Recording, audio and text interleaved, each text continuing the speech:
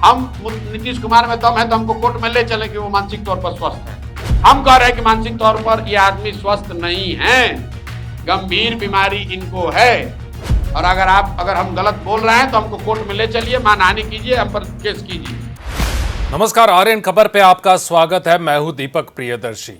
जन सुराज के संस्थापक प्रशांत किशोर को लगता है कि मुकदमों का चस्का लग गया है और वो बार बार यह कहते हैं कि जिनको मुकदमा करना है वो कर ले, वो किसी से डरते नहीं हैं।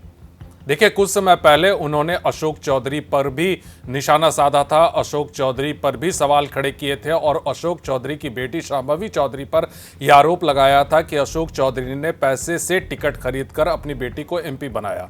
उसके बाद अशोक चौधरी ने उन पर मानहानि का केस कर दिया और अशोक चौधरी को ललकारते हुए प्रशांत किशोर ने कहा है कि आप गलत पंगा ले रहे हैं मुझसे, अगर मानहानि का केस किया है तो फिर देख लेंगे कोर्ट में। अब प्रशांत किशोर ने फिर चुनौती दी है और इस बार उन्होंने चुनौती दी है मुख्यमंत्री नीतीश कुमार को। उन्होंने मुख्यमंत्री नीतीश कुमार के फिटनेस पर सवाल खड़े किए। सवाल तो पहले से भी खड़े हो रहे हैं, तेजस्वी यादव भी सवाल खड़े कर रहे हैं और तमाम जितने विपक्ष के नेता हैं वो भी सवाल खड़े कर रहे हैं। लेकिन प्रशांत किशोर ने भी सवाल खड़ा किया है और ये कहा है कि अब वो बिहार चलाने में सक्षम नहीं है। अगर वो फिजिकली फिट है और मेंटली फिट है तो मेडिकल सर्टिफिकेट वो दिखा दें और उसके बाद चाहे तो मुख्यमंत्री नीतीश कुमार उन पर मानहानि का केस कर सकते हैं, उन्हें कोर्ट में ले जा सकते हैं। आखिर प्रशांत किशोर क्यों बार बार ये कहते हैं कि जिनको केस करना हो वो कर ले, वो मानहानि करना हो कर ले, वो कोर्ट में ले जाना हो ले जाए। पहले अशोक चौधरी को चुनौती दी, अब मुख्यमंत्री नीतीश कुमार को चुनौती दे रहे हैं। क्या कह रहे हैं प्रशांत किशोर, सुनिए।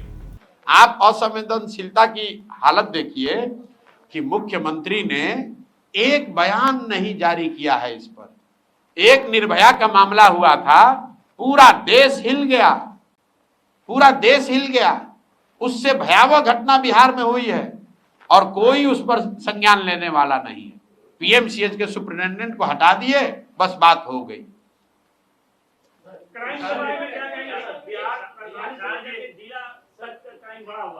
एक सवाल है, नीतीश सरकार के जो अफसर हैं वो बेलगाम हैं, इनका सामना आपसे कल्याण निगम में हो चुका है। भाई हमसे क्या सामना करेंगे?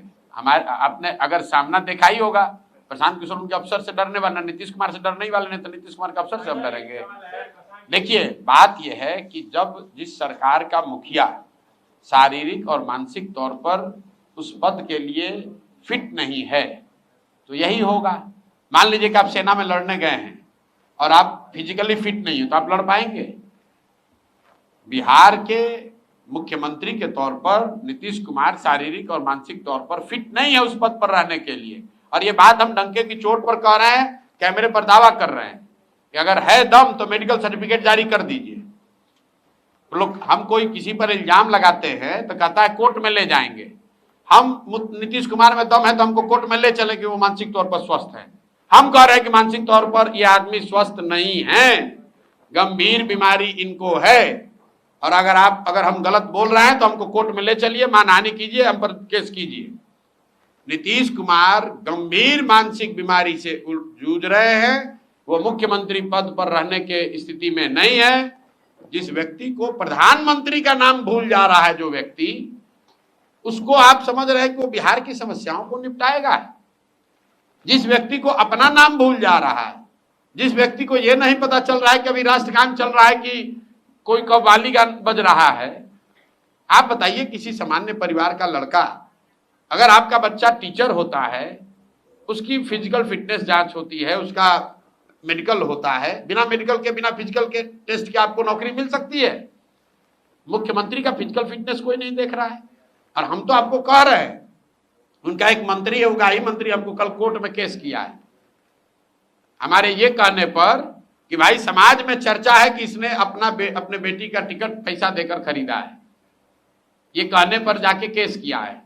तो भाई मुख्यमंत्री को सीधे कह रहे हैं कि आप मानसिक तौर पर बीमार हैं, स्वस्थ नहीं हैं, और अगर हमारी बात गलत है तो हम पर केस कीजिए, हम पर मानहानि कीजिए, हमको कोर्ट में ले जाइए, जेल में ले जाइए, दिखाइए मेडिकल अपना जांच दिखाइए कि आपको मानसिक रोग है कि नहीं है, मानसिक तौर पर आप अस्वस्थ है कि नहीं है, दिखाइए। अगर नहीं है तो कल आप हम पर केस कीजिए, इसमें डरने की क्या बात है? सत्य बात है, इसमें झूठ बोलने की क्या बात है भाई। हमको कोई डर नहीं है। उनको कह रहे कि मानसिक तौर पर नीतीश कुमार स्वस्थ नहीं है, उनको स्वेच्छा से पद छोड़ देना चाहिए, इलाज कराना चाहिए। और भाजपाइयों को एक मानसिक तौर पर अस्वस्थ व्यक्ति को बिहार के 13 करोड़ लोगों पर थोपना नहीं चाहिए।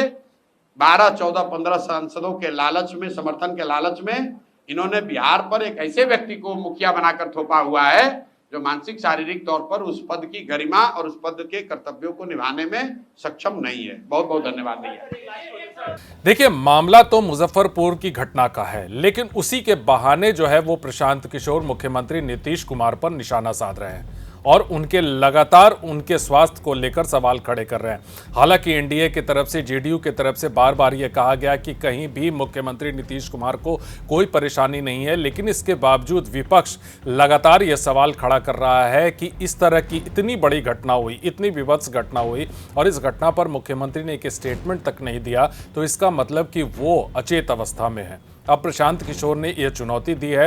अब इस चुनौती का जवाब जो है वो मुख्यमंत्री की तरफ से कैसे आता है या फिर उनकी पार्टी की तरफ से कैसे आता है, ये देखना होगा। फिलहाल इस वीडियो को देखने के लिए धन्यवाद।